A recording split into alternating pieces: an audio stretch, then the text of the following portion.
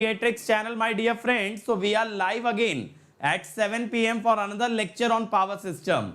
We are live again for another lecture on power system and I welcome you all to the Creatrix channel, my dear friends. तो आप सभी लोगों का स्वागत है अगले लेक्चर में पावर सिस्टम के। और आज का हमारा टॉपिक क्या होने वाला है मेरे भाई? आज का टॉपिक होने वाला है इंडक्टेंस ऑफ ट्रांसमिशन लाइन। तो मैं आपको इंडक्टेंस का बेसिक आइडिया आज देने वाला हूं और ऐसा करना इसलिए जरूरी है कि जो नेक्स्ट लेक्चर होगा ना हमारा वो होगा बंडल्ड कंडक्टर के बारे में। और बंडल्ड कंडक्टर मैं आपको तभी समझा सकता हूं जब पहले आपको इंडक्टेंस का फॉर्मूला, इंडक्टेंस का कंसेप्ट बहुत बेहतरीन तरीके से क्लियर रहे। तो this concept is a prerequisite for going to bundled conductor, क्योंकि कंडक्टर में बस एक ही कैटेगरी अपनी बची है, that is the bundled conductor. अब देखो, सबसे पहले let me introduce myself for my friends who are meeting me for the first time. My dear friends, my name is Ankit Goyal. I got AIR1 twice in GATE in 2014 and 2018. I was awarded the President of India Gold Medal by the year President himself in the year 2013 when I graduated from IIT Indore. Till date, I have taught more than 1 lakh students in the online and the offline classes, and presently I am working as a director at an academy for GATE department. Now, my dear friends, the reason ये series क्यों run कर रहे हैं, आप लोगों की काफी month से डिमांड आ रही थी कि सर पावर सिस्टम करा दो और पावर सिस्टम एकदम मशीन की तरह करा दो। तो मैं आपको पावर सिस्टम एक लेवल और ऊपर लेके जा रहा हूं, मशीन से भी एक लेवल आगे लेके जा रहा हूं, जहां पे कि हम लोग विजुअलाइज भी कर रहे हैं, समझ भी रहे हैं, डिराइव भी कर रहे हैं और आने वाले टाइम में क्वेश्चंस भी करेंगे। आने वाले लेक्चर्स में क्वेश्चंस भी करेंगे, लेकिन हम लोग मशीन से भी एक लेवल ऊपर आ गए हैं। और जिन लोगों को नहीं पता, इस चैनल पे इलेक्ट्रिकल मशीन का कंप्लीट प्लेलिस्ट अवेलेबल है, तो आप डिटेल में मशीन्स कवर कर सकते हो। और सैटरडे संडे मशीन का क्रैश कोर्स करा रहा हूं, वो भी अटेंड कर सकते हो। अब देखो मेरे भाई, अगर आपको गेट और ईएससी में टॉप रैंक चाहिए तो आपके पास अनअकैडमी लर्निंग ऐप होना जरूरी है, क्योंकि जिस किसी के पास अनअकैडमी लर्निंग ऐप होगी they can attend all the lectures bye top educator. Unacademy app पे इंडिया के सारे बड़े बड़े एजुकेटर फ्री क्लासेस कंडक्ट कर रहे हैं, आप जाके अटेंड कर सकते हो। बस ऐप डाउनलोड कर लो और आपको उसके बाद क्या करना है, उसके बाद ब्राउजर में यानी गूगल क्रोम या इंटरनेट एक्सप्लोरर में ये लिंक डाल देना, ये लिंक डाल देना, ठीक है। ये लिंक अगर डालोगे, ये लिंक डालोगे तो आपके पास ये पेज ओपन हो जाएगा जिसके अंदर आपको मेरी सारी स्पेशल क्लासेस जो होने वाली हैं वो मिल जाएंगी अपकमिंग स्पेशल क्लास में, और मेरे भाई जो हो चुकी हैं वो मिल जाएंगी सब्जेक्ट वाइज फोल्डर में। Power system, network, machine, signal, analog, ये सारी क्लासेस भी आपको मिल जाएंगी। और इससे फायदा क्या होगा कि जितने भी टॉपिक आपके लिए प्रॉब्लमैटिक हैं, जैसे पावर सिस्टम में भी मैंने फॉल्ट और लोड फ्लो को छोड़ के सारा कुछ यहां कवर करा रखा है, तो आप चाहोगे तो आप देख सकते हो डायरेक्टली। एनालॉग में बीजेटी मॉसफेट कवर करा रखा है, वो कवर कर लो, क्योंकि इस संडे एनालॉग का टेस्ट ले रहा हूं, इस संडे अनअकैडमी ऐप पे एनालॉग का टेस्ट ले रहा हूं। तो अनअकैडमी ऐप पे test series, live quiz, free lecture सब कुछ चलता है, इसीलिए ऐप जरूर डाउनलोड कर लेना। अब इसके अलावा देखो, प्लस पे भी आ सकते हो मेरे भाई। प्लस पे आने से क्या मिलता है, सभी बड़े एजुकेटर्स, टॉप एजुकेटर्स की live classes, daily practice paper homework के लिए, ठीक है, संडे क्विजेस, इसके अलावा test series, previous year question, question bank मिलता है। इसके अलावा crash course, rank improvement batch, doubt batch. जैसे मैं हर हफ्ते 1 घंटा सिर्फ कोर सब्जेक्ट्स के डाउट सॉल्व करता हूं, machine, power system, power electronics और मेजरमेंट, ये चारों सब्जेक्ट के डाउट्स मैं सॉल्व करता हूं। तो ये सब फैसिलिटी आपको मिलती है प्लस पे। और आइकॉनिक पे आओगे तो और बेहतर है, आइकॉनिक पे मिल जाएगा पर्सनल कोच। अब मेरे भाई ये जो पर्सनल कोच है ना, ये आपके लिए सारी स्ट्रेटेजी बनवाएगा, शेड्यूल बनवाएगा, टाइम टेबल बनवाएगा, डेली का हर चीज करवाएगा, और आपकी टेस्ट सीरीज के एनालिसिस को देखते हुए आपकी स्ट्रेंथ वीकनेस भी बताएगा, आपको इंप्रूवमेंट की स्ट्रेटेजी भी बताएगा। तो जब इतने सारे प्लान्स आपके पास ऑलरेडी होंगे, ठीक है, इतने सारे प्लान्स जब आपके पास ऑलरेडी होंगे तो मेरे भाई कभी भी डीमोटिवेशन आने की जरूरत ही नहीं पड़ेगी और आप मोटिवेटेड वे में बहुत बढ़िया तैयारी कर सकते हो। इसके अलावा स्टडी मटेरियल मिलेगा आइकॉनिक के अंदर, नोट्स और क्वेश्चन बैंक, मेंस का Q&A प्रैक्टिस मिलेगा, स्टडी प्लानर मिलेगा, और इसके अलावा एक्सपर्ट गाइडलाइंस मिलेंगी, ठीक है। और बहुत तेजी से निकल रहा, आइकॉनिक में बहुत सारे बच्चे एनरोल कर चुके हैं, जिन्होंने प्लस लिया था वो भी अपग्रेड कर चुके हैं।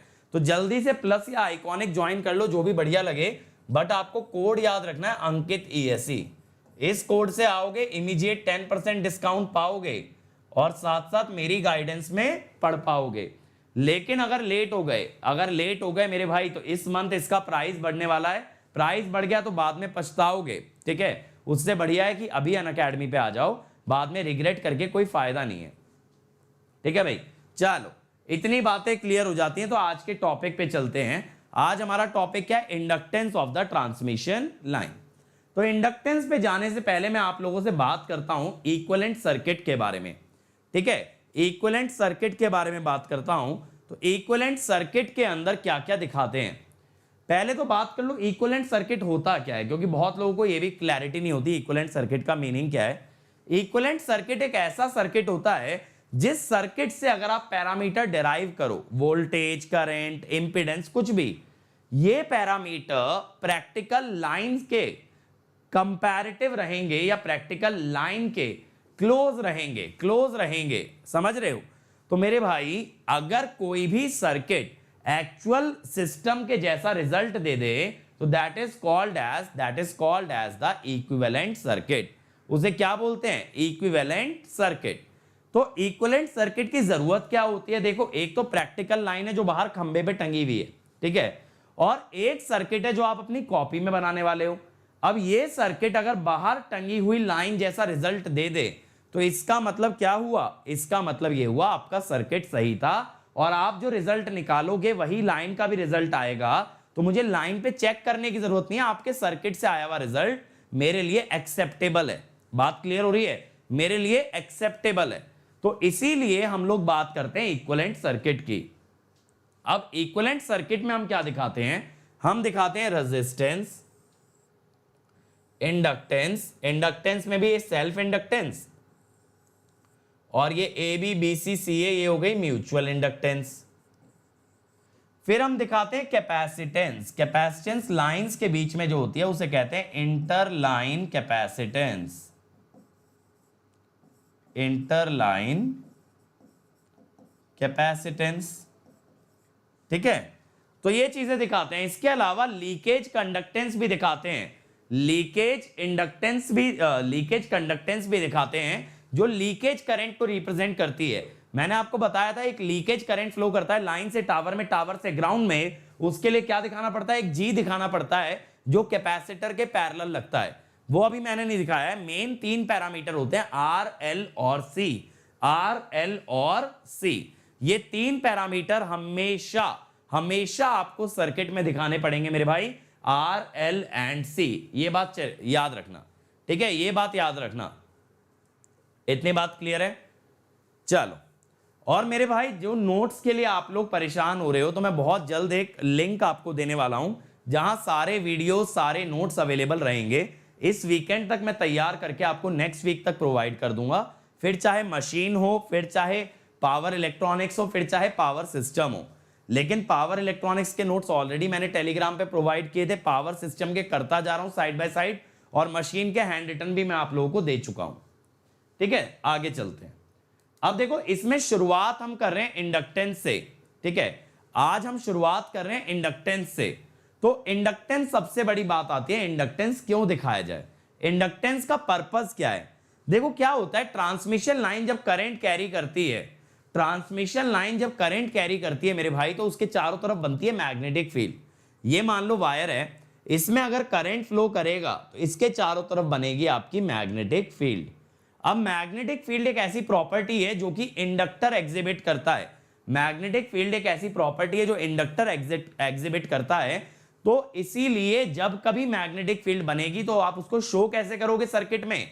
By means of an inductor, by means of an inductor. अब अगर ये दो वायर्स हैं, फ्लक्स एक वायर से दूसरी वायर तक जा रहा है, तो यहां आएगी म्यूचुअल इंडक्टेंस।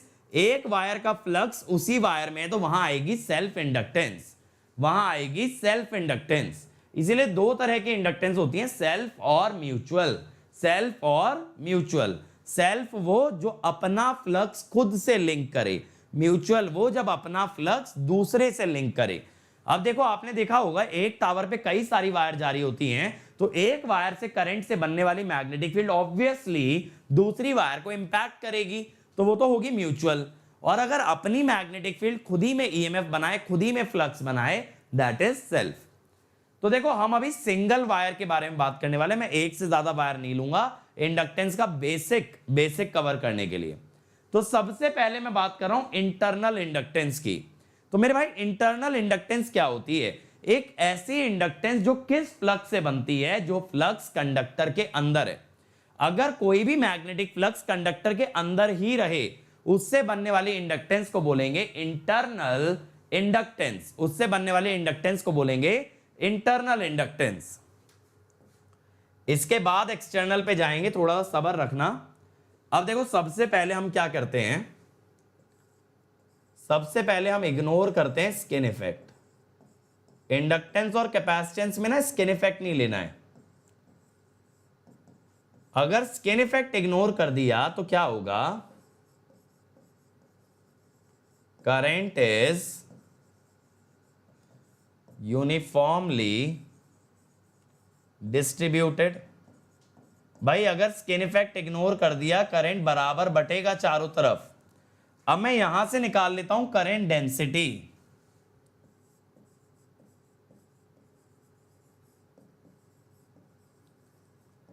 Current density. अब आप अगर राइट में फिगर देखोगे, ये फिगर में मैंने दिखाया है कि कंडक्टर का रेडियस है r। कंडक्टर का रेडियस क्या है? r। और मेरे भाई लाइक नहीं किया अभी सभी लोगों ने, व्यूअर्स ज्यादा है, लाइक बटन हिट करते जाना, अटेंडेंस मार्क करनी कंपलसरी है। अब करंट डेंसिटी आ गई I by pi r square. I by pi r square.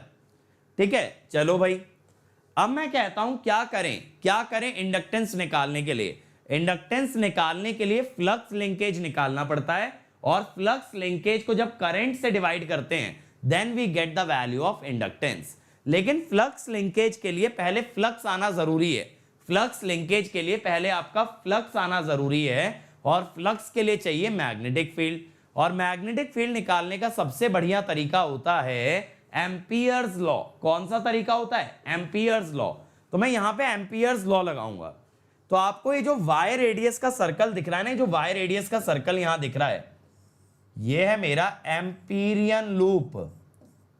जैसे क्या होता है ना गॉस लॉ के लिए गॉसियन सरफेस होता है, ऐसे एम्पियर्स लॉ के लिए होता है एम्पीरियन लूप। Amperian loop. तो एम्पीरियन लूप का रेडियस कितना है? y। अब अगर मैं आपसे ये कहूं मेरे भाई मुझे ये बता दो ये y रेडियस में करंट एनक्लोज्ड कितना है। अब मैं आपसे पूछ रहा हूं करंट एनक्लोज्ड इन एम्पीरियन लूप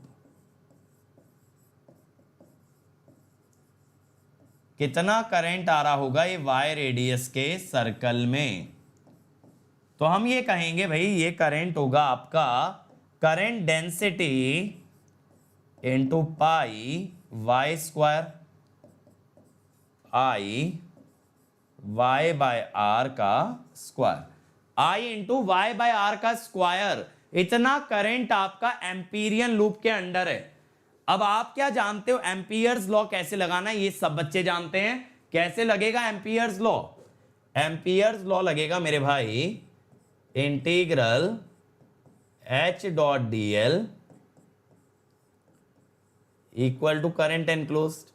अब H डॉट डी एल हो जाएगा H इंटू 2 पाई वाई।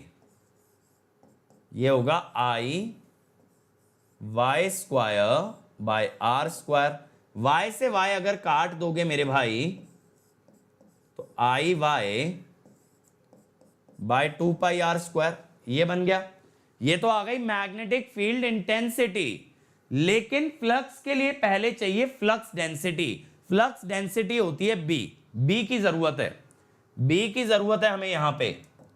तो बी कैसे निकालोगे? B is mu H mu I y by 2 pi r square. Mu I y by 2 pi r square, ये बी आ गया। अब मेरे भाई मैं कहता हूं डी फाई इज BDS। लेकिन मेरे भाई BDS में एरिया ऐसा लेना होता है, एरिया ऐसा लेना होता है जो कि B के परपेंडिकुलर हो, एरिया ऐसा जो कि B के परपेंडिकुलर हो, B के परपेंडिकुलर।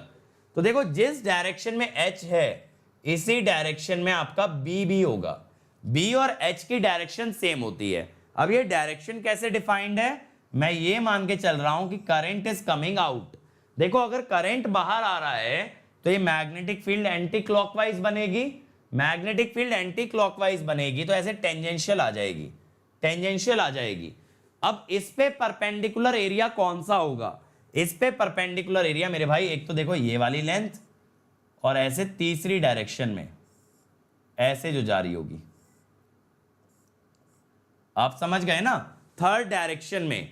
अब अगर ये मैग्नेटिक फील्ड ऐसे है तो कौन सा सरफेस आप परपेंडिकुलर मानेंगे, सर ये वाला सरफेस परपेंडिकुलर है मैग्नेटिक फील्ड के। बिल्कुल सही बात है। ऐसे समझो जैसे ये डिब्बी है, ये डिब्बी टाइप मैंने स्ट्रक्चर बना दिया, एक बॉक्स टाइप स्ट्रक्चर बना दिया, इस पे से मैग्नेटिक फील्ड ऐसे जा रही है तो ये जो साइड वाला सरफेस है ना इसका, ये परपेंडिकुलर एरिया है, ये परपेंडिकुलर एरिया है। अब इसका एरिया कितना है, देखो ये थिकनेस तो dy है मेरे भाई, ये तो हम जान ही रहे हैं dy है, और इस डायरेक्शन में लाइन की लेंथ होगी, इस डायरेक्शन में लाइन की लेंथ होगी, क्योंकि ये कंडक्टर ना ऐसे रखा हुआ है, ऐसे आपकी तरफ आ रहा है, ये कंडक्टर ऐसे आपकी तरफ आ रहा है तो ये डायरेक्शन क्या हो गई, ये डायरेक्शन हो गई लेंथ, ठीक है। और ये जो छोटी सी थिकनेस है मेरे भाई ये हो गई dy। तो अब देखो ये डी फाई हम लोग कैसे लिखेंगे, d phi mu I l y d Y by 2 pi r square, ये डी फाई हो गया। अब लेकिन मेरे भाई काम फ्लक्स से नहीं चलेगा, चाहिए क्या, फ्लक्स लिंकेज, चाहिए क्या, फ्लक्स लिंकेज। फ्लक्स लिंकेज कैसे निकलती है, phi into number of turns, phi into number of turns, n से मल्टीप्लाई करना पड़ता है। अब देखो नंबर ऑफ टर्न्स, यहां कोई कॉइल तो है नहीं भाई, ये तो एक सिंपल स्ट्रेट सीधा सा कंडक्टर है, ये तो सिंपल एक सीधा सा कंडक्टर है, तो यहां नंबर ऑफ टर्न्स का तो स्कोप है नहीं। ये एक वायर है तो यहां ना hypothetical number of turns use करते हैं, यानी एज्यूम किए जाते हैं नंबर ऑफ टर्न्स, क्योंकि एक कंडक्टर में नंबर ऑफ टर्न्स डिफाइन नहीं हो सकते। तो हम क्या कहते हैं,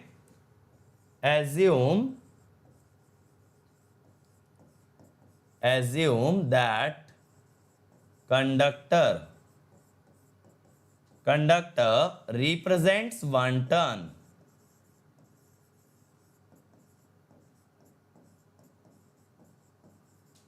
मान लो एक कंडक्टर एक टर्न को रिप्रेजेंट करता है, एक कंडक्टर एक टर्न को रिप्रेजेंट करता है, तो अब फ्लक्स लिंकेज कितना होता है, d psi is n d phi, where n is the number of turns.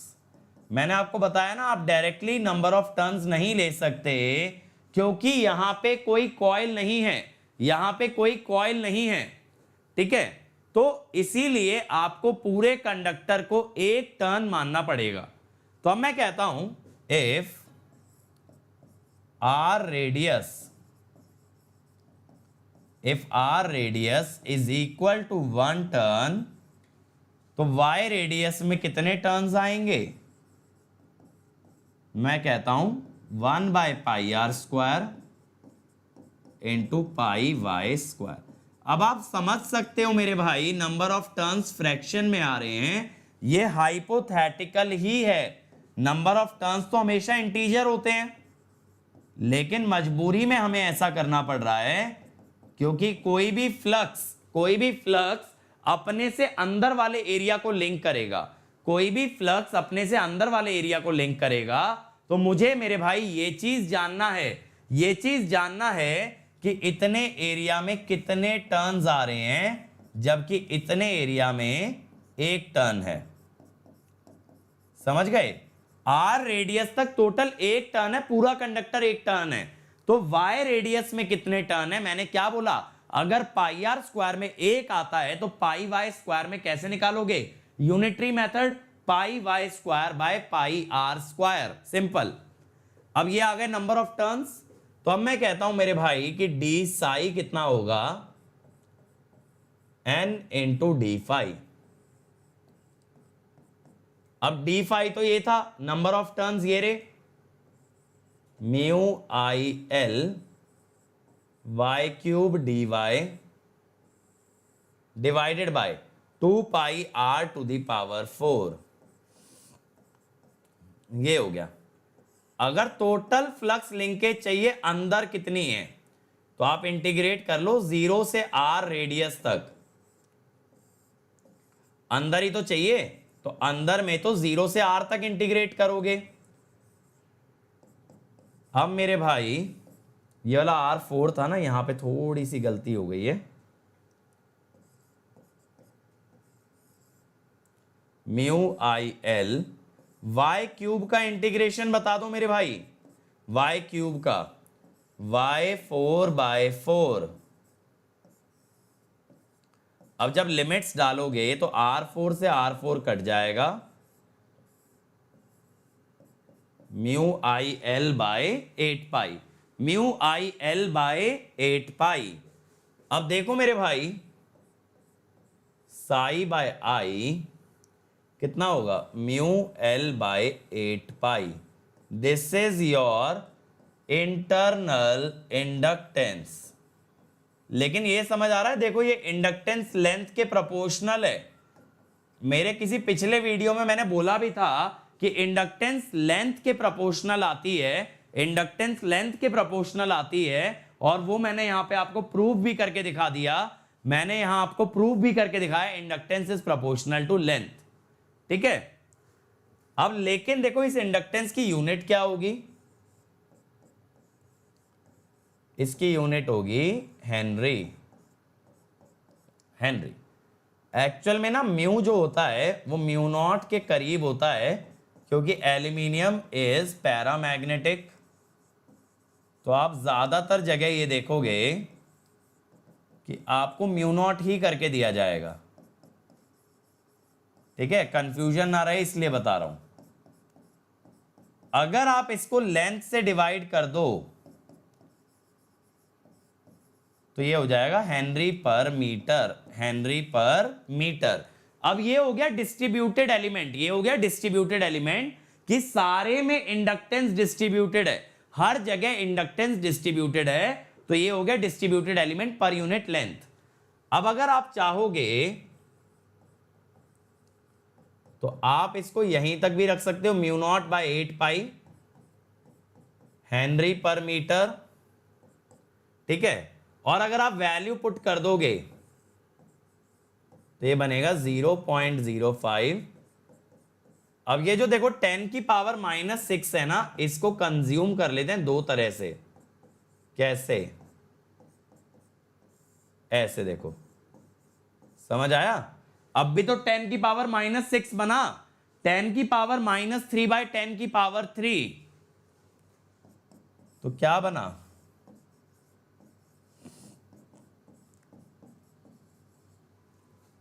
Milli henry per kilometre. तो ये इंटरनल इंडक्टेंस आता है। और सबसे गजब की बात ये होती है कि ये इंडिपेंडेंट है रेजिस्टेंस रेडियस से। This is independent of r. समझ गए? यानी कितना भी मोटा कंडक्टर हो, कितना भी मोटा कंडक्टर हो, ये वैल्यू फिक्स आएगी, ये वैल्यू फिक्स आएगी 0.05 मिली हेनरी पर किलोमीटर। चलो अब आते हैं एक्सटर्नल पे। एक्सटर्नल इंडक्टेंस में क्या होता है? जब आप फ्लक्स देखते हो कंडक्टर के बाहर, यानी कंडक्टर का ही करंट अगर कंडक्टर के बाहर मैग्नेटिक फील्ड बना रहा है, कंडक्टर के बाहर मैग्नेटिक फ्लक्स बना रहा है, तो उसे हम कहते हैं एक्सटर्नल फ्लक्स, एक्सटर्नल फ्लक्स। और उससे बनने वाली इंडक्टेंस को कहते हैं एक्सटर्नल इंडक्टेंस, एक्सटर्नल इंडक्टेंस। अब देखो मेरे भाई, यहां भी मैंने एक एम्पीरियन लूप बनाया, यहां भी मैंने एक एम्पीरियन लूप बनाया, लेकिन ये जो एम्पीरियन लूप है मेरे भाई, अब की बार ये कंडक्टर के बाहर है। अब की बार ये कंडक्टर के बाहर है। अगर ये एम्पीरियन लूप कंडक्टर के बाहर है तब हम बात कर रहे हैं एक्सटर्नल इंडक्टेंस या एक्सटर्नल फ्लक्स की।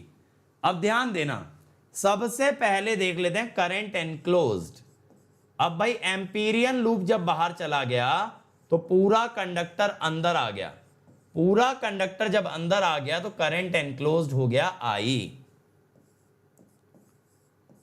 अब हम क्या लगाते हैं, हम लगाते हैं Ampere's law. Ampere's law,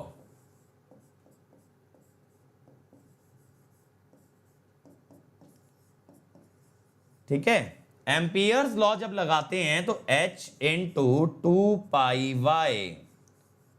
H into 2πy ये आता है I, तो H हो जाता है I by 2πy, I by 2πy, ठीक है। I बाय 2πy आऊगा, ठीक है। भगवान तुम्हें हेनरी पर मीटर समझ नहीं आया गधो। ये अगर हेनरी है, लेंथ अगर इससे डिवाइड कर दो दोनों तरफ तो हेनरी पर मीटर नहीं होगा। दोनों तरफ अगर लेंथ से डिवाइड कर दो, इंडक्टेंस है हेनरी और हेनरी को लेंथ से डिवाइड करें तो हेनरी पर मीटर नहीं बनेगा। क्या करते हो मेरे भाई तुम लोग,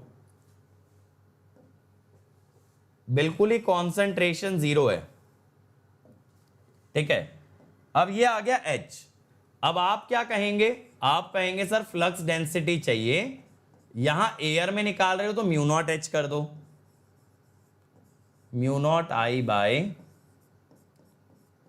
2πy, mu naught I by 2πy, ठीक है, mu naught I by 2πy। अब देखो इसके अंदर क्या होगा, इसके अंदर क्या होगा, ये B आ गया। अब मैं कहता हूं फ्लक्स क्या होगा, डी फाई BDS। तो इसके अंदर क्या होगा, DS पहले की तरह ले लेंगे, L इंटू डी वाई। क्या हो जाएगा, L इंटू डी वाई। अब कुछ बच्चों का ऐसा सीन लग रहा है मुझे कि सारी चीजें छोड़ करके ना पहले मेरे को समरी करा देना चाहिए, लेक्चर तो बाद में देख लेंगे।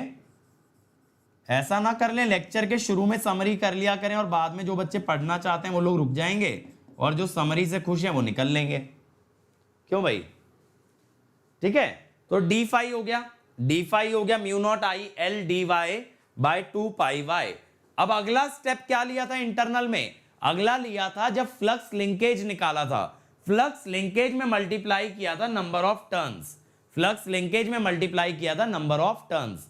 यहां तो ये देखो कि पूरा का पूरा कंडक्टर ही अंदर आ गया, एम्पीरियन लूप के अंदर ही आ गया ना पूरा कंडक्टर। अगर पूरा कंडक्टर मेरे भाई अंदर आ चुका है तो कितने टर्न्स अंदर आ गए, एक टर्न्स। कितने टर्न्स अंदर आ गए, एक turn. Number of turns inside Amperian loop कितने होंगे, 1। एक टर्न होगा। अब एक टर्न होगा तो D psi and D phi it will be equal to D phi.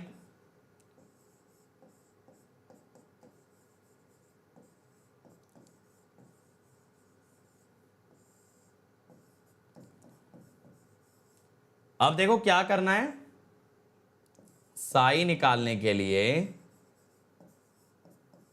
आप इसका इंटीग्रेशन कर लें।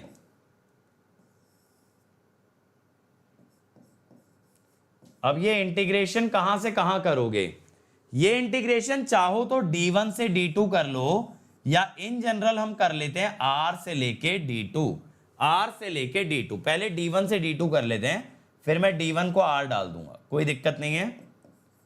यानी किसी भी दो पॉइंट्स के बीच का फ्लक्स आप निकाल सकते हो। 1/y का integration log y, limits put करोगे तो ln d2 bye d1, ln d2 bye d1। अब तुम्हारा क्वेश्चन ये होना चाहिए कि सर ये d2 d1 कैसे डिसाइड होते हैं, ये d2 d1 कैसे डिसाइड होते हैं। मेरे भाई जब हम एक से ज्यादा वायर लेंगे ना तब हम डिस्टेंस ले लेते हैं वायर्स के बीच का। तब हम डिस्टेंस किसके बीच का ले लेते हैं? वायर्स के बीच का डिस्टेंस ले लेते हैं। तो अभी सिंगल वायर की बात कर रहे हैं, आपको ये डिस्टेंस का सिग्निफिकेंस नहीं समझ आएगा, ये डिस्टेंस का सिग्निफिकेंस नहीं समझ आएगा, इसलिए अभी इसको इग्नोर कर दो। अब मैं क्या कहता हूं मेरे भाई, अब मैं ये कहता हूं कि भाई if psi is determined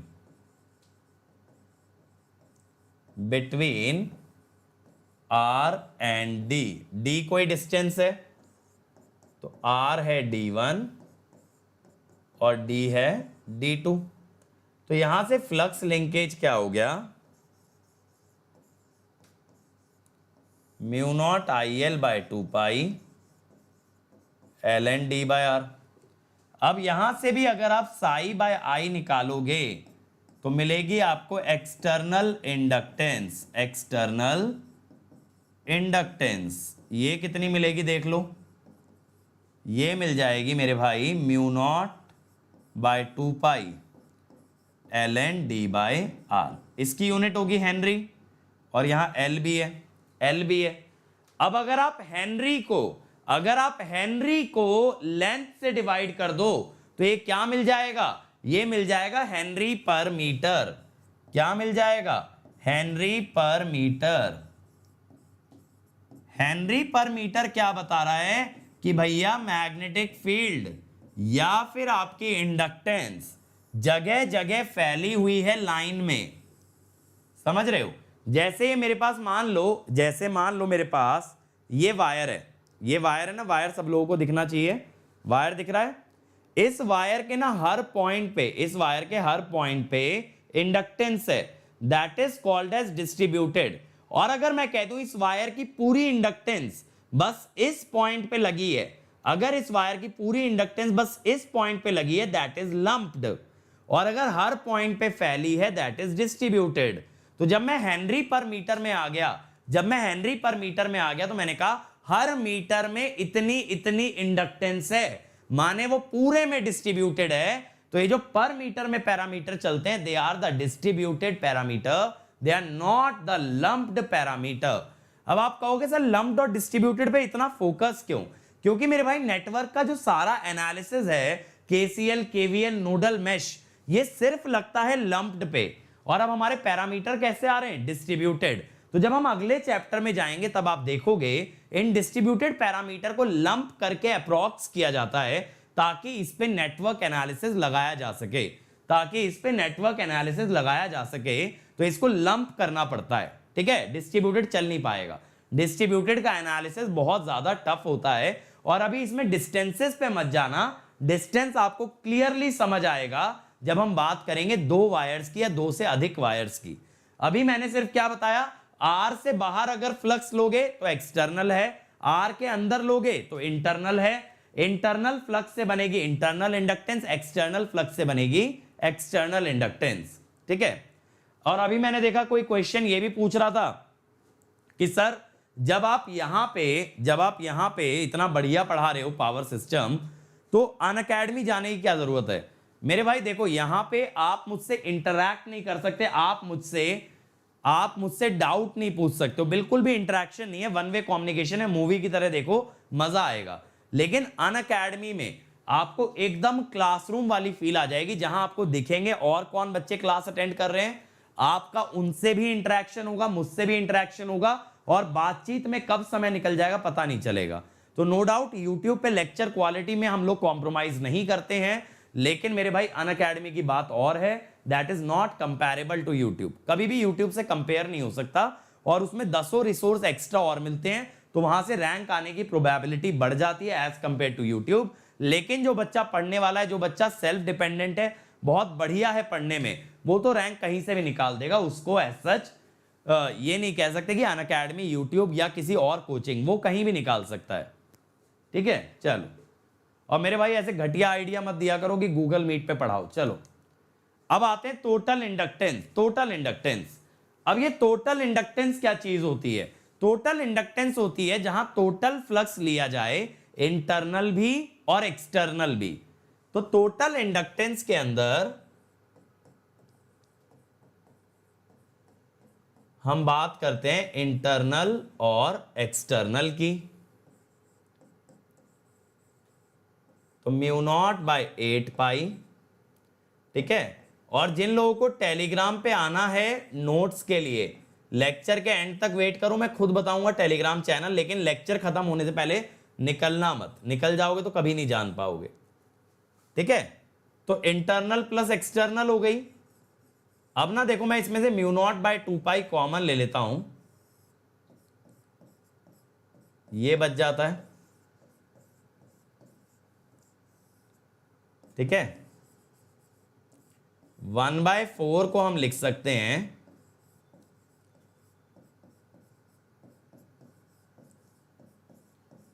ln e to the power 1/4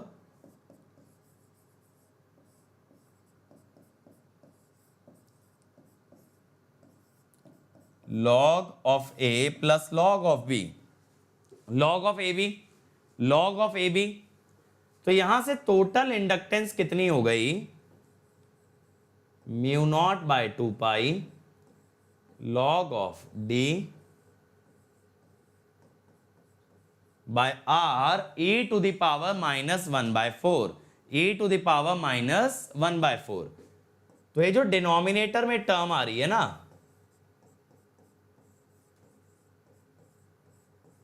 ये ऐसे हो गई। अब ये r डैश क्या है, ये r डैश है r e to the power -1/4, जिसको लिखते हैं 0.7788 r। तो अगर e की पावर -1/4 की वैल्यू निकालोगे ना तो 0.7788 आएगी। तो इसको कहते हैं जियोमेट्रिक मीन रेडियस। क्या कहते हैं, जियोमेट्रिक मीन रेडियस, GMR, ठीक है। तो आपको जो है ना यहां पे याद क्या क्या रहना चाहिए, internal inductance mu naught by 8 pi या 0.05 milli henry per kilometre, external mu naught by 2 pi ln d by R. इसको भी सिंप्लीफाई करोगे ना, म्यू नॉट बाई 2 पाई को 4 पाई इंटू 10 की पावर -7 लिखोगे तो ये बनेगा 0.2 ln d बाई आर जब मिली हेनरी पर किलोमीटर में जाओगे। और total inductance ln d by R dash, यानी फॉर्मूला एक्सटर्नल वाला ही है, बस r की जगह r डैश आ गया है, r की जगह r डैश आ गया है। तो ये 3 इंडक्टेंस हमने डिराइव किए हैं, ये 3 इंडक्टेंस हमने डिराइव किए एक सिंगल कंडक्टर के लिए, एक सिंगल कंडक्टर के लिए, ठीक है। अब बात ये आती है जीएमआर क्या होता है, जीएमआर क्या होता है। तो जीएमआर को हम बोलते हैं एक ऐसा डिस्टेंस जहां तक सेल्फ फ्लक्स लिंकेज बने, a distance up to which self flux linkage will occur is called as the GMR, is called as the GMR। अब ऐसा क्यों, देखो जब हम कंडक्टर की बात करें तो कंडक्टर का रेडियस है r, तो आप क्या कहते हो कि सर r तक होती है सेल्फ और r के बाहर होगी म्यूचुअल। आप ऐसा ही तो कहते हो, सर r तक सेल्फ और r के बाहर म्यूचुअल। इसीलिए जब आपने ये इंडक्टेंस डिराइव की तो ऊपर आया d, नीचे आया r। d माने कहां तक जा रहे हो और r माने कहां से शुरू किए थे। भाई एक्सटर्नल में कंडक्टर के बाहर से शुरू करेंगे, अगर कंडक्टर के बाहर से चलना शुरू करते हैं तो हम शुरू कर रहे हैं r रेडियस से शुरू कर रहे हैं। तो एक्सटर्नल फ्लक्स लिंकेज में d बाय r क्या बताता है, r से शुरू किया और d तक पहुंचे, r से शुरू किया और d तक पहुंचे। लेकिन मेरे भाई इसका क्या मतलब हुआ, इसका मतलब यह हुआ कि r तक तो सेल्फ फ्लक्स था या इंटरनल फ्लक्स था, उसके बाहर क्या था एक्सटर्नल या म्यूचुअल, उसके बाहर क्या था म्यूचुअल। लेकिन टोटल इंडक्टेंस में r की जगह, टोटल इंडक्टेंस में r की जगह r डैश आया है, ठीक है। टोटल इंडक्टेंस में r की जगह r डैश आया है। तो अगर आप ये देखो कि अगर आप एक्सटर्नल इंडक्टेंस देखते तो म्यू नॉट बाय 2 पाई ये है, और टोटल इंडक्टेंस अगर देखोगे तो आप क्या कह सकते हो, that R dash replaces R. तो हम लोग क्या कहेंगे कि डी डिस्टेंस तक क्या आएगा, डी डिस्टेंस तक आएगा म्यूचुअल फ्लक्स, और आर तक क्या आएगा, आर तक आएगा self flux, sorry R dash. इस इंडक्टेंस को अगर टोटल इंडक्टेंस को देखोगे तो डी डिस्टेंस तक तो म्यूचुअल बनेगा और आर डैश तक बनेगा, आर डैश तक बनेगा आपका सेल्फ, आर डैश तक बनेगा आपका सेल्फ। और देखो किसी को अगर लैंग्वेज इशू हो रहा है, if anybody is facing language issue, entire power system has already been uploaded in English language, power system has been uploaded in English language, so please watch those lectures. This is a course in Hindi. Now अब हम क्या कह रहे हैं, D तक तो mutual और R dash तक आएगा सेल्फ। एक और इसका आप कंक्लूजन निकाल सकते हो, अगर आप एक ऐसा कंडक्टर बनाओ जिसमें इंटरनल ही ना हो, ठीक है, आप एक ऐसा कंडक्टर बनाओ जिसमें इंटरनल ही ना हो, तो उसकी टोटल इंडक्टेंस क्या होगी, टोटल इंडक्टेंस सिर्फ कौन सी होगी, एक्सटर्नल होगी। एक्सटर्नल में नीचे क्या आता है, आर। तो मैं कहता हूं देखो, एक कंडक्टर लो विद इंटरनल, एक तो आपने कंडक्टर ले लिया ये वाला,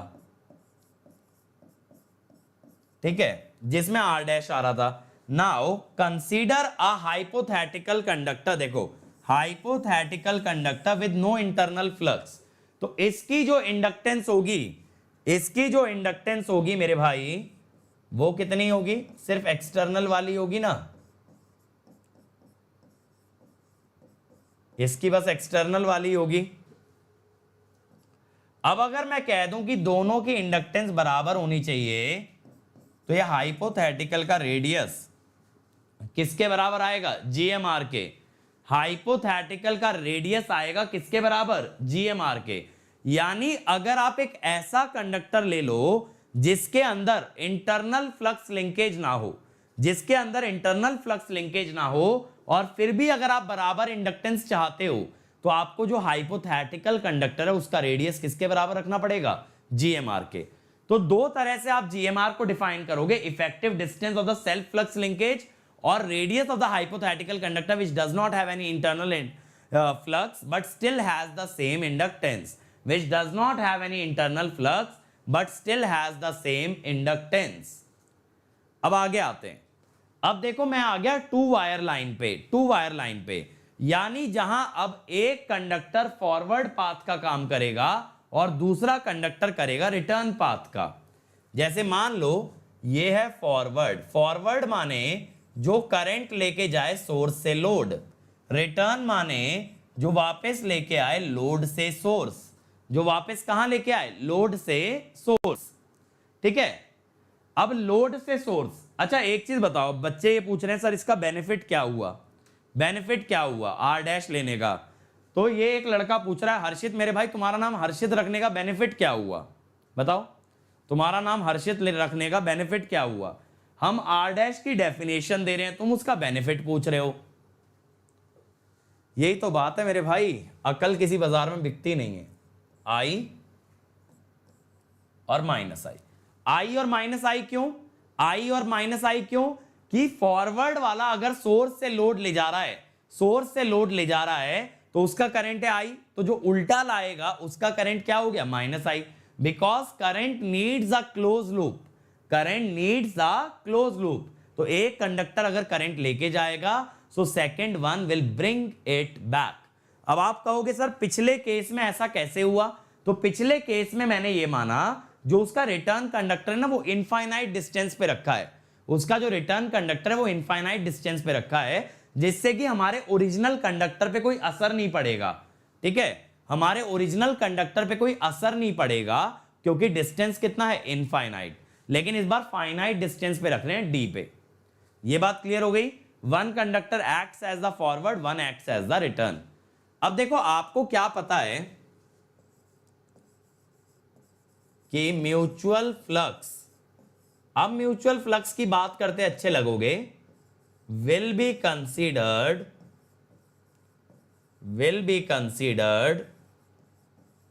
up to distance d, up to distance d। ठीक है, क्यों d? क्योंकि दोनों वायर d डिस्टेंस पे रखी हैं, दोनों वायर d डिस्टेंस पे रखी हैं मेरे भाई, तो म्यूचुअल d तक ही लोगे, d के आगे निकल गए तो अगली वायर के भी आगे निकल जाओगे, अगली वायर के आगे निकल गए तो कहां से म्यूचुअल बनेगा? ठीक है, चलो अब मेरे भाई देखो A वाले का क्या इंडक्टेंस होगा? Mu naught by 2 pi ln d by r1 dash, d by r1 dash. ये तो हम डिराइव कर चुके हैं ना। बस अब जो आप पहले d डिस्टेंस ऐसे ही ले लेते थे, जो पहले आप d डिस्टेंस रैंडमली ले रहे थे, अब उसका एक मीनिंग है। क्या मीनिंग है उसका? दोनों कंडक्टर के बीच का डिस्टेंस। LB क्या होगा? अब देखो ये तो आपको मैंने क्रॉस सेक्शनल व्यू दिखाया है, क्रॉस सेक्शनल व्यू दिखाया है। इसका एक्चुअल डायग्राम अगर आप साइड व्यू ड्रॉ करोगे,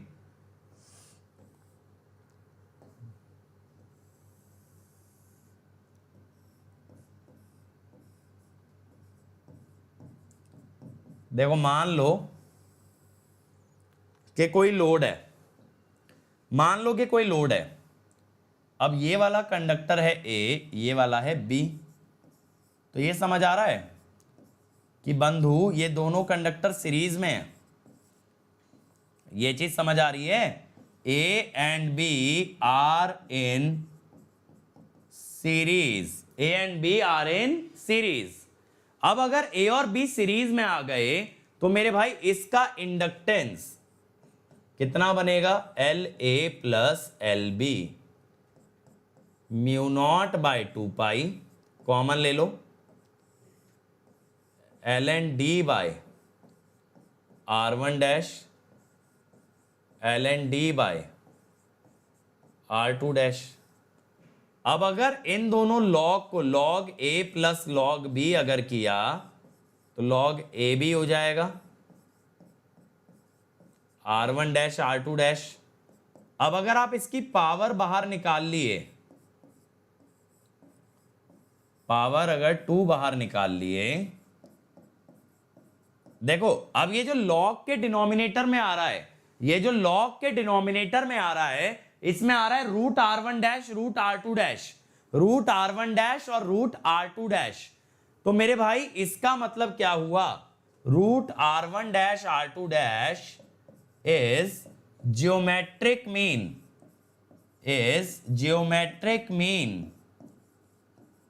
of R1 dash and R2 dash. इसीलिए इसको GMR बोला था। GMR में जियोमेट्रिक मीन वर्ड इसीलिए आया था कि जब एक से ज्यादा वायर्स होती हैं, मेरे भाई, तब आपका जो रिजल्ट आता है दैट कंटेन्स जियोमेट्रिक मीन। ठीक है, इतनी बात भी चलो क्लियर हो गई। अब इसमें ना देखो, अगर आप इंडक्टेंस को सिंप्लीफाई करोगे म्यू नॉट बाय पाई को, तो आप ऐसे ही ना लिखोगे, देखो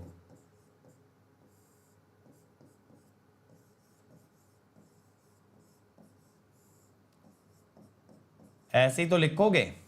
अब पाई से पाई कट गया, 10 की पावर -6 तो आप यूनिट में खा जाते हो, है ना, यूनिट में निकाल देते हो ना 10 की पावर -6, तो ये बन गया मिली हेनरी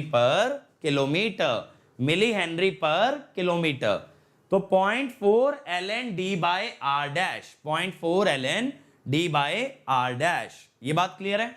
तो देखो मैंने आपको क्या बताया कि भाई यहां पे हमने d डिस्टेंस ऐसे ही कोई भी रैंडम डिस्टेंस मान लिया था, कंडक्टर के बाहर देखो d डिस्टेंस मैंने ऐसे ही कुछ भी मान लिया था। लेकिन अब मैंने क्या बोला, अब जो d डिस्टेंस है वो डी डिस्टेंस क्या रिप्रेजेंट करता है?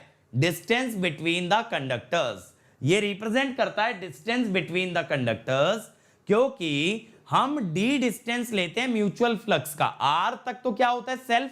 तो आर तो आ ही रहा है मेरे भाई, आर या आर डैश तो आ ही रहा है सेल्फ फ्लक्स वाला। डी किसके लिए होता है? म्यूचुअल के लिए। डी किसके लिए होता है? म्यूचुअल के लिए। तो म्यूचुअल आपको कहां तक लेना है? जहां तक वायर्स के बीच का डिस्टेंस है, क्योंकि उस तक ही म्यूचुअल फ्लक्स बनेगा।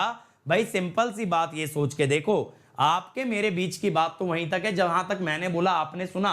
अगर आपके आगे गई तो हमारे बीच की बात नहीं हुई। ऐसे हमारे बीच का फ्लक्स तब है जब एक कंडक्टर से दूसरे कंडक्टर जाए, उसके आगे या उसके पीछे रह गया तो वो म्यूचुअल नहीं है, म्यूचुअल नहीं है। ठीक है, चलो अब आ जाते हैं जीएमडी पे। ये जो डी डिस्टेंस होता है मेरे भाई, इसे कहते हैं GMD, geometric mean distance. Geometric mean distance.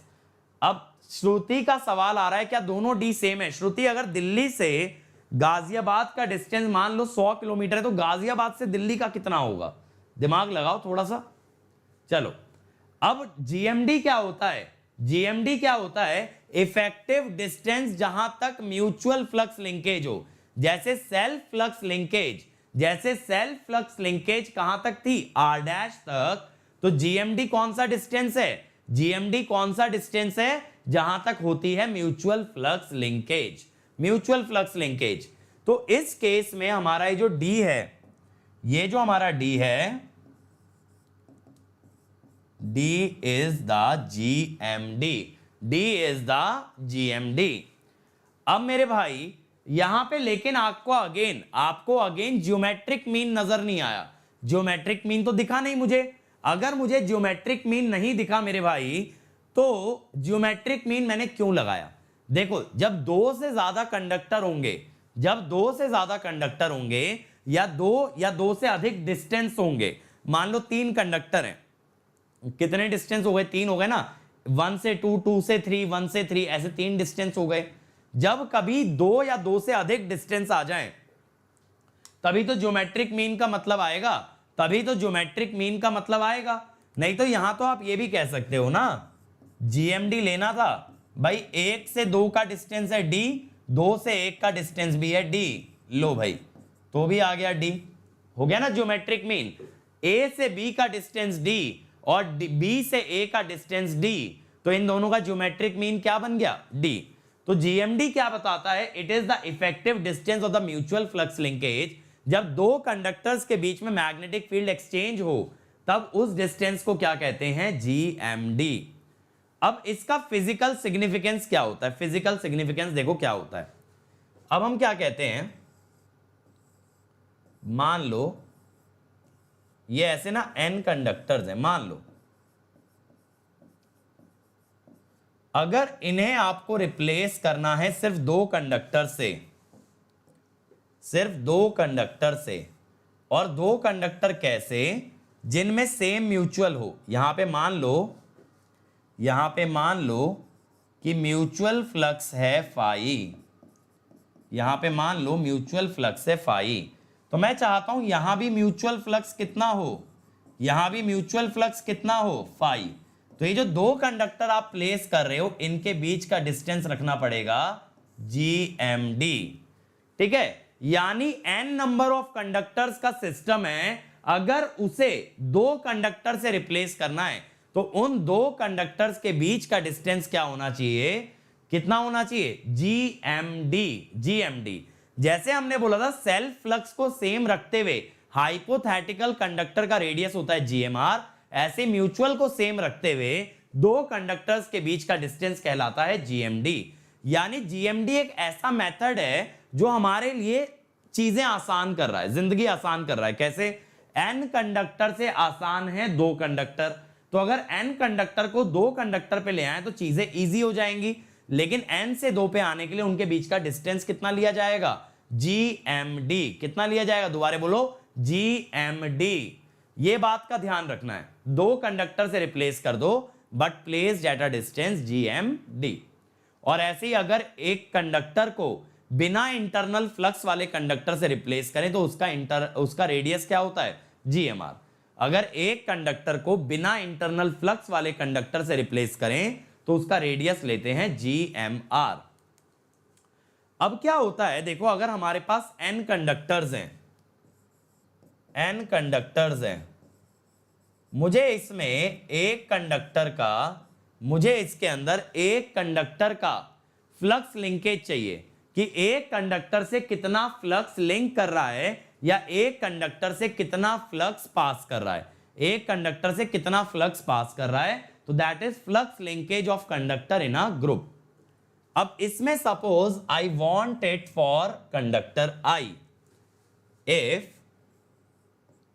if we want to derive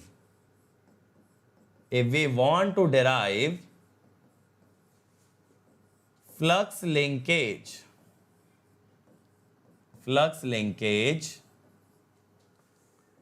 of conductor I due to itself, खुद की वजह से, as well as due to other conductors,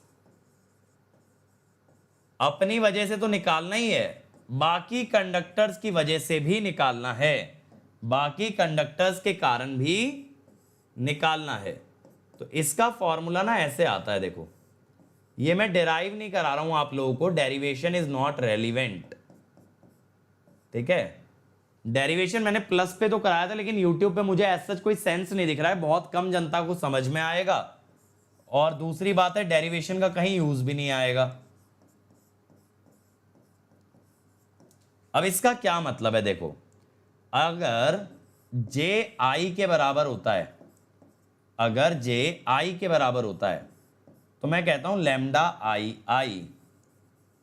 यानी ith टर्म अगर इस सम की निकाल लो, ये होगी ना, यहां पे जो DII आता है ना मेरे भाई, ये RI डैश होता है, ये जो DII डिस्टेंस दिख रहा है दैट इज RI डैश। अब आप कहोगे सर ये लैम्डा II क्या है, लैम्डा II क्या है, इसको मैं समझा देता हूं एक बार। Lambda II is flux linkage of I, flux linkage of I due to, या ith conductor due to itself, यानी self flux linkage lambda II। समझ में आया, जो फ्लक्स ये खुद ही बना रहा है और खुद ही से लिंक करवा रहा है दैट इज लैम्डा II। और यहां से ना आप सेल्फ इंडक्टेंस भी निकाल सकते हो, कैसे, सेल्फ फ्लक्स बाय करंट, तो ये बन गई ना सेल्फ इंडक्टेंस।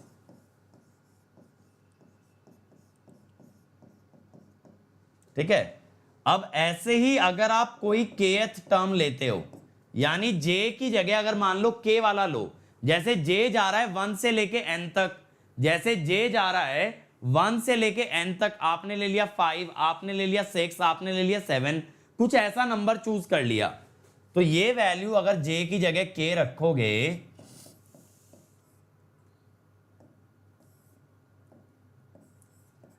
तो ये बनेगा DIK। अब यहां पे मेरे भाई, यहां पे क्या होता है, DIK is distance between I and K, दो कंडक्टर्स के बीच का डिस्टेंस है। और ये फ्लक्स का मतलब क्या है, इसका मतलब है flux linkage of I, flux linkage of I due to K, flux linkage of I due to K।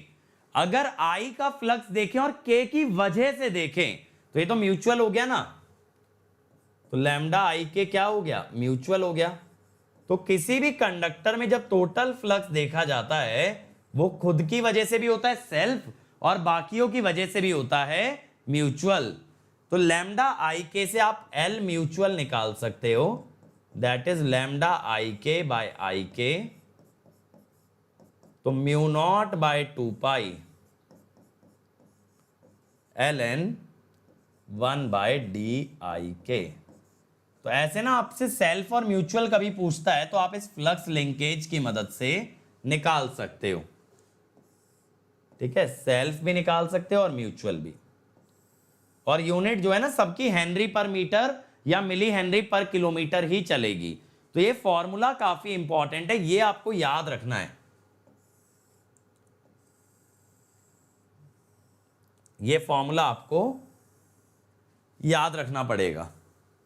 किसी भी एक कंडक्टर के अंदर अगर टोटल फ्लक्स निकालना है सभी कंडक्टर्स की वजह से, तो ये समेशन आपको याद रहना चाहिए, क्योंकि आगे जब मैं आपको रेडियो इंटरफेरेंस पढ़ाऊंगा कि कैसे पावर लाइन से फ्लक्स पहुंचता है टेलीफोन लाइन में, तब ये फॉर्मूला मैं यूज करूंगा, ठीक है, अभी से बता दे रहा हूं। अब देखो इसका एक एप्लीकेशन आपको मैं दिखाता हूं 3 फेज कंडक्टर के अंदर। अब आप 3 फेज में क्या कहते हो हमेशा कि अगर एक कंडक्टर फॉरवर्ड पाथ का काम करता है तो बाकी दोनों कंडक्टर उसके लिए रिटर्न पाथ का काम करते हैं। इसीलिए मैंने दिखा दिया कि अगर ये I करंट ले जा रहा है तो बाकी के दोनों कितना करंट ले जा रहे हैं, -I/2 और -I/2, -I/2 और -I/2। अब मैं कहता हूं कि अगर मुझे A का फ्लक्स लिंकेज चाहिए म्यू नॉट बाय 2 पाई पहले खुद का फ्लक्स 1 बाय डी ए, फिर दूसरे का, उसका करंट है -I/2, फिर तीसरे का, समझ गए। जब A में निकालना है तो डिस्टेंस A का लेना है सबसे। देखो ये वाला फॉर्मूला, J वाला करंट लेना है और डिस्टेंस लेना है I और J के बीच का, डिस्टेंस लेना है I और J के बीच का। अब अगर आप सेकंड और थर्ड टर्म को कंबाइन कर दें, ध्यान से सुनते जाना, DAA तो आपको पता है RA' होता है, सेकंड और थर्ड टर्म अगर कंबाइन कर दें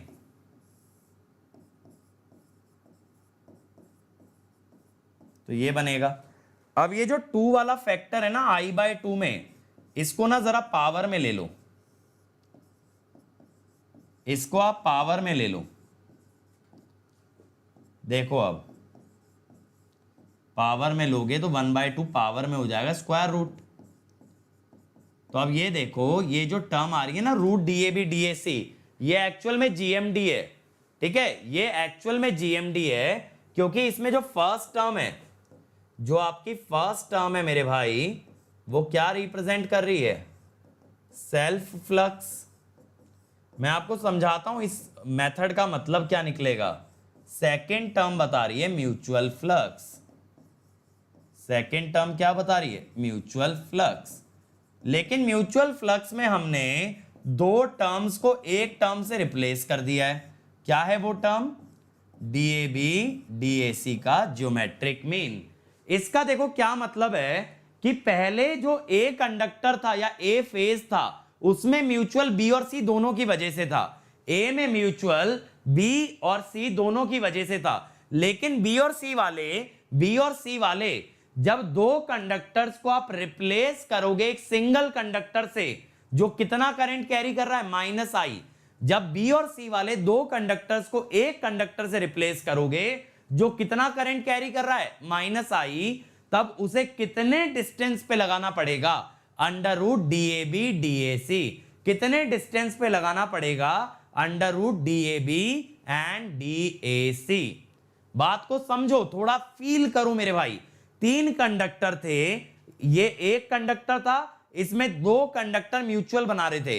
ये 2 कंडक्टर्स की जगह अगर एक कंडक्टर ले आए तो इससे कितने डिस्टेंस पे रखें, दैट इज GMD।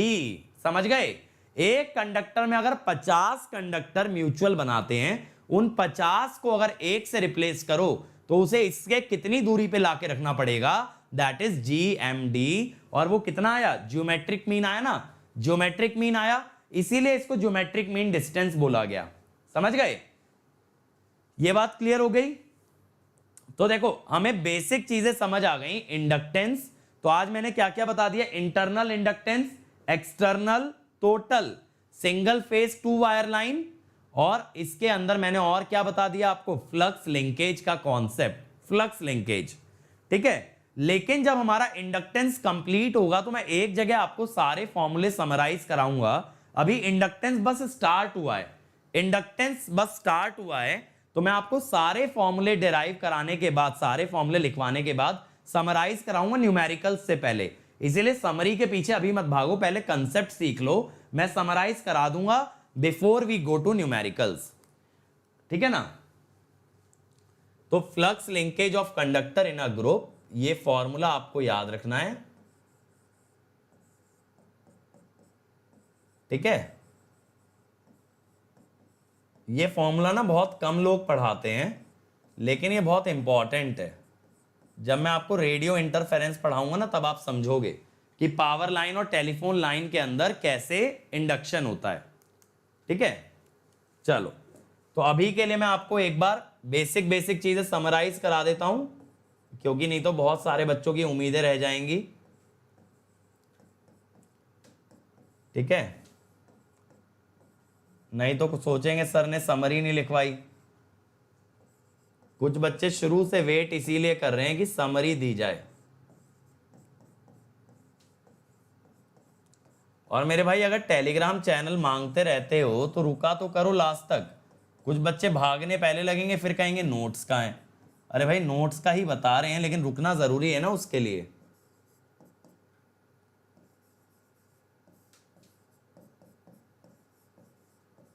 ठीक है, फॉर्मूले लिखवा दे रहा हूं मैं।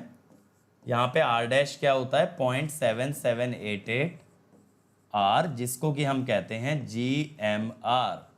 ये टोटल हो जाती है। सिंगल फेज वाली ट्रांसमिशन लाइन का कितना आया था?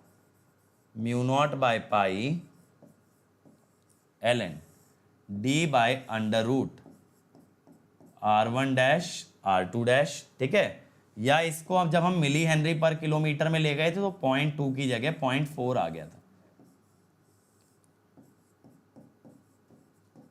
ठीक है, ये हो गया था। और फ्लक्स लिंकेज का मैंने आपको फॉर्मूला बता दिया। आज मैंने इतनी चीजें आपको समझा दी हैं। तो आज हमारा एक तरीके से पहला लेक्चर ऐसा था जिसके अंदर न्यूमेरिकल टॉपिक डिस्कस हुआ है। ठीक है, तो अब कल हम लोग बात करेंगे किसके बारे में? बंडल्ड कंडक्टर के बारे में। उसके लिए ना ये सब फॉर्मूला मुझे चाहिए था। ये जो मैंने फ्लक्स लिंकेज वाला कराया है, ये फॉर्मूला मुझे चाहिए था, बट ये सब फॉर्मूला यूज करके कल मैं आपको बहुत नेक्स्ट लेवल पे एकदम बंडल्ड कंडक्टर समझाने वाला हूं। ठीक है, चलो अब देखो मेरे भाई, जैसा मैंने आपको बता भी रखा है, 8:30 बजे मेरी क्लास होती है बीजेटी की। आज और चलेगी, उसमें बीजेटी के क्वेश्चन कराने वाला हूं। आ जाना tinyurl.com/ankit.esi। अपकमिंग स्पेशल क्लासेस में लिंक मिल जाएगा। जो क्लास हो चुकी है सब्जेक्ट वाइज फोल्डर में मिल जाएगा। और अभी रुके रहो, टेलीग्राम चैनल बता दूंगा जितने लोगों को जानना है। और प्लस पे आते हो तो मिलता है daily practice paper, weekly quiz, test series, practice question, previous year question, और इसके अलावा मिलता है crash course, rank improvement batch, सारी चीजें मिलती हैं। डाउट सॉल्विंग भी की जाती है, आपके सारे क्वेश्चन आंसर किए जाते हैं। 12 मंथ सिर्फ और सिर्फ कॉस्ट है 22,500, जो कि बढ़ने वाली है विद इन अ वीक, एक हफ्ते में बढ़ जाएगी। तो कोड लगाओ अंकित ESE, जल्दी से आ जाओ वरना बाद में पछताओ।